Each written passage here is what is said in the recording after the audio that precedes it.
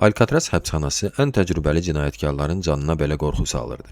Möhkəm qəfəslər, silahlı mühafizəçilər, tikanlı məftillərlə yüksək hasarlar, bütün bunlar buz kimi su ilə əhatə olunmuş adada idi. Oradan qaçmağın mümkün olmadığı hesab olunurdu.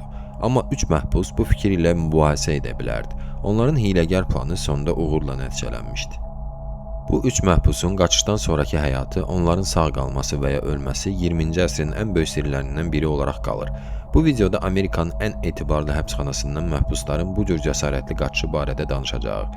Alkatraz adasının tarixi San Fransisko şəhəri ilə ayrılmaz şəkildə bağlıdır. Burada 19-cu əsrin ortalarında qızıl yataqları aşkarlanmışdı. Bu məşhur Kaliforniya qızıl bumuna səbəb olmuşdu. Nəticədə San Fransisko körfəzi dünyanın ən böyük limanlarından birinə çevrilmiş və şəhərin özü sürətlə böyüməyə başlamışdı. Alkatraz adasında gəmilərin naviqasiyası üçün mayak tikilmiş, bir neçə il sonra isə potensial düşmənlərdən müdafiə üçün toplarla təchiz olunmuş müdafiə qalası meydana çıxmışdı. Sonradan, yəni 20-ci əsrin əvvəllərində adada hərbi həbsxana tikilmiş və tezliklə dövlət strukturları anlamışdılar ki, bu məhbusları saxlamaq üçün ideal bir yerdir.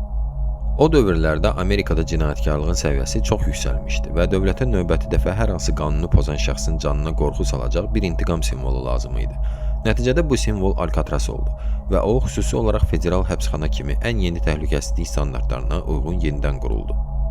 Polad qəfəslər, yeməkxananın tavanında göz yaşardıcı qaz olan qablar, 600 tək adamlıq kamera, mühafizə qüllələri, tikanlı məftillərlə yüksək hasarlar, hər 3 məhbusa bir mühafizəçi və ən əsas maneə, ən güclü axınları, buz kimi suları, köpək balıqları olan San Fransisko körfəzi.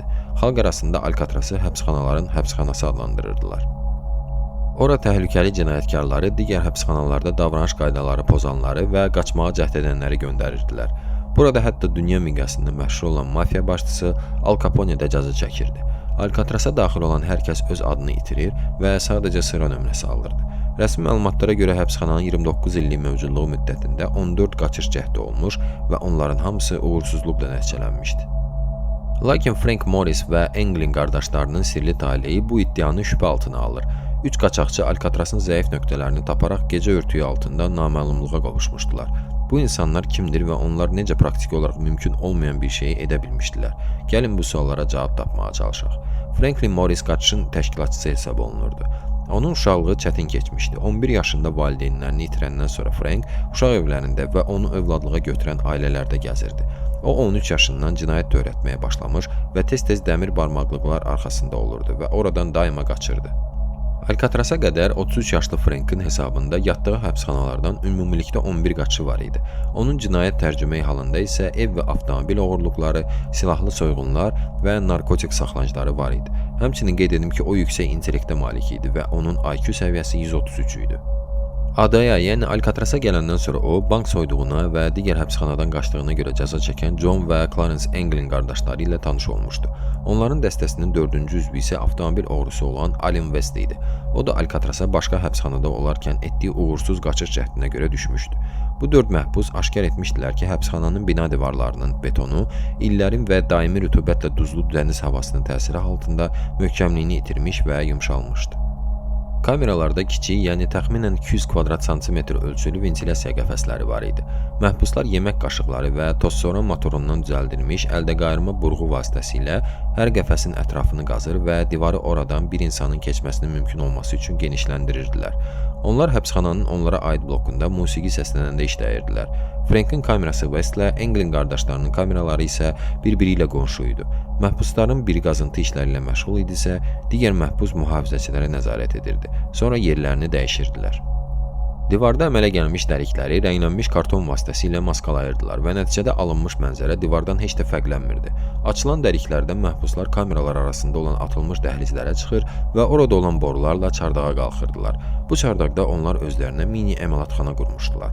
Qaçışa hazırlıq zamanı keçən 6 ay ərzində onlar həbsxana camaşırxanasından 50 rezin yağış paltosu oğrayaraq onlardan özlərinə xilas etmə jiletləri və 2x4 metr ölçüsündə olan mini qayıq tikmişdilər. Xilasetmə jiletləri və qayığın hazırlanması təlimatını onlar Popular Mexanik jurnalından tapmışdılar. Daha sonra taxtadan qayığı avarlar kəsmiş və nəfəsli musiqi alətlərindən istifadə edərək qayığı şişirtməyə nail olmuşdular.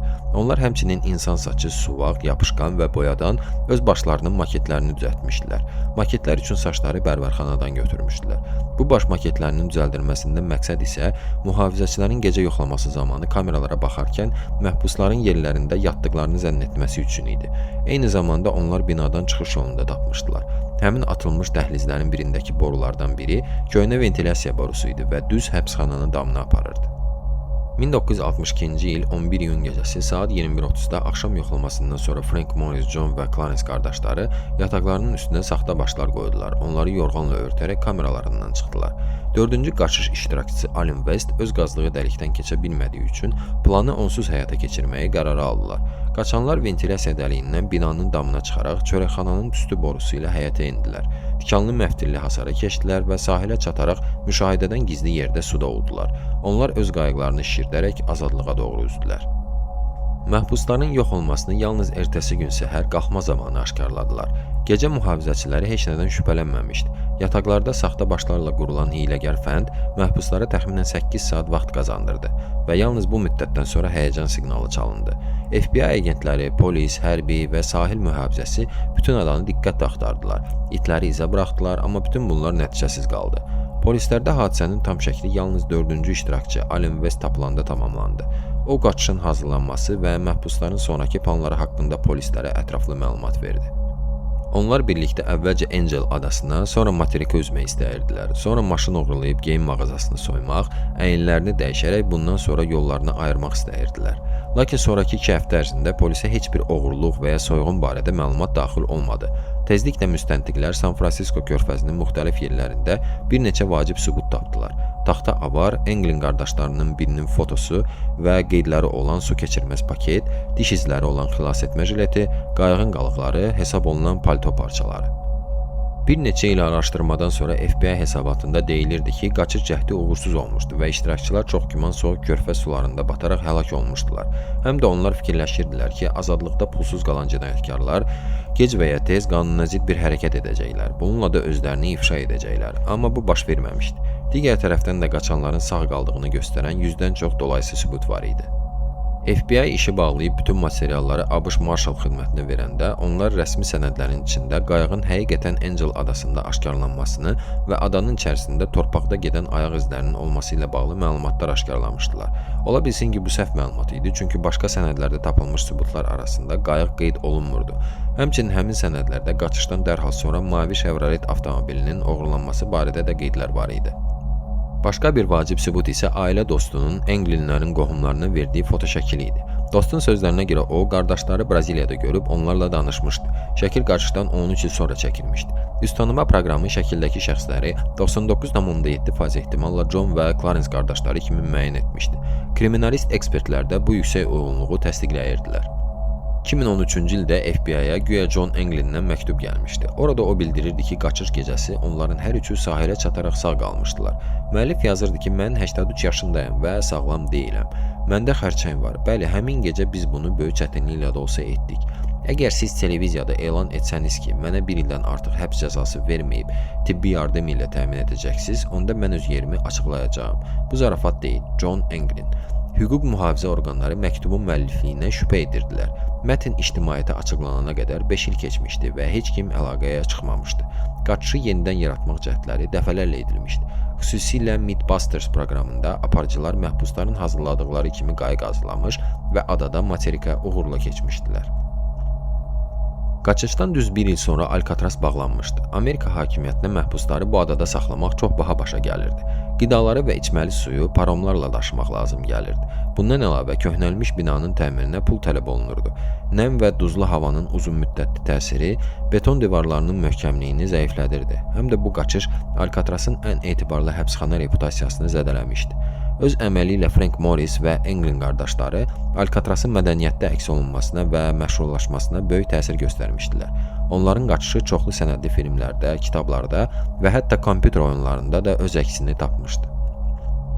Bir çox illərdən sonra həbsxana binası müzeyə çevrildi. Alkatrası hər il 1,5 milyondan çox insan ziyarət edir. Bugün Alkatraz öz tarixi keçmişi ilə insanları cəlb edir. Bir çoxları ən təhlükəli cinayətkarların hansı şəraitdə saxlanıldığını görmək və həmçinin dünyanın ən məşhur qaçışının başlandığı yeri görmək istəyir. Sona qədər izləyib dinlədiyiniz üçün təşəkkürlər. Növbəti maraqlı videolarda görüşənədək.